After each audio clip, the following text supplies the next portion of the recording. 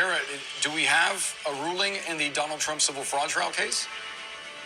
Yeah, we do, Boris. We just got the ruling. It is 92 pages long, and I'm scanning through it right now. But when I'm looking at these numbers, the totals that the judge is ordering collectively in the case, so this will include all of the defendants, I'm getting a total of $362 million. And I'm just scrolling through this now. I can see that there's the dollar amount specific to Donald Trump. I'm going to use a calculator to do some rough math. It gets us to, for Donald Trump, about $354 million. That's for him, the company, the Trump Organization. So very close to what the New York Attorney General's office was seeking of $370 million. There's a lot of zeros here and a lot of other numbers, but roughly $354 million is the judgment against Donald Trump. The judge also found that his son, Eric Trump, is liable in the amount of $4 million. Donald Trump Jr. is liable in the amount of $4 million. And Alan Weisselberg, the former chief financial officer, is liable in the amount of $1 million. I haven't had a chance to read through the language of what the judge said here, but really this was about the money because the judge had already found that Donald Trump, his sons, and Alan Weisselberg had engaged in fraud by issuing fraudulent financial statements, giving them to banks and insurers in order to obtain favorable rates. He ruled that before the trial, but we did go through a 3-month trial. The judge was looking to determine how much in ill-gotten gains, is what this word of disgorgement means, the money that they benefited from. So now the judge issuing the significant ruling, more than $350 million against Donald Trump and the Trump Organization and against the sons. Now, I'm going to just see if I can quickly search to see what the judge said about any ban. That was the other outstanding question here.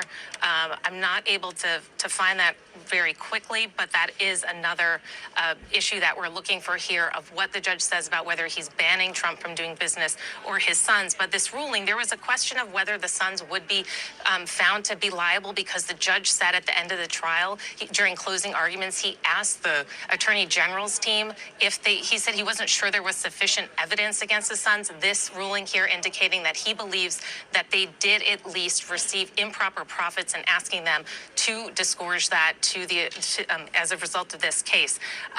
This is a significant win for the New York Attorney General, Letitia James. She'd been investigating this case ever since Michael Cohen testified before Congress when he made this first allegation that Trump had inflated the value of properties to get better rates on loans and insurance and to pay less in taxes. So she is now justified by this finding by the judge. And again, this was a judge trial. This was not a jury trial. So we've been waiting for Judge Arthur Engorn to issue this ruling. And now we have it. We still have to continue to read through it. Our team is doing that as I speak. But, a real significant win for the New York Attorney General and a loss for Donald Trump in this case that goes to the heart of his reputation, the reputation that he was a successful real estate businessman, that he rode to the White House. The judge finding here that, there was fraud, there was liability, and saying that Trump needs to pay back more than $350 million. Boris Brianna?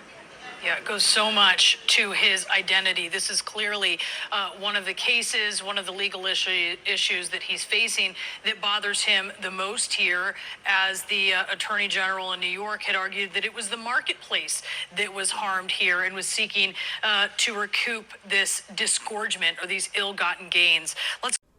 But wait, there's more. I just quickly heard on MSNBC that Donald Trump won't be able to do business for the next 3 years. And after that 3 years is up, should Donald Trump go back into business, the state of New York will assign him monitors.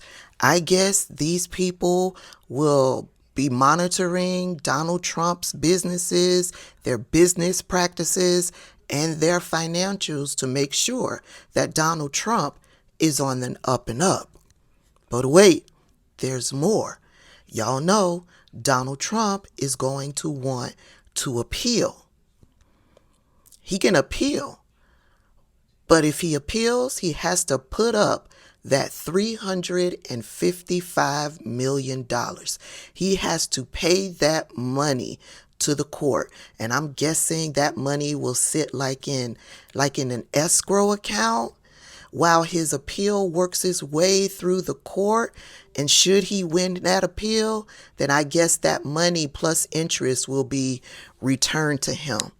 Either way, Donald Trump has to cut a check for $355 million. Also, the icing on the cake is that Donald Trump Jr. and Eric Trump were also held accountable. They also have consequences. Each of them has to pay $4 million. Now, I'm sure they'll also appeal, but I believe the rules apply to them as well. Get ready. You know, the walls are going to be covered with ketchup and mustard. If there's barbecue sauce, he's probably going to smear barbecue sauce. You know, he's cussing out all of the staff. You know, he is getting ready to start rage tweeting on Truth Social if he hasn't done so already.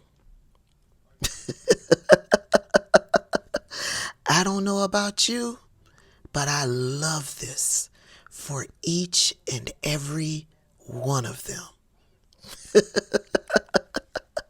Happy Friday, y'all. Have a good weekend.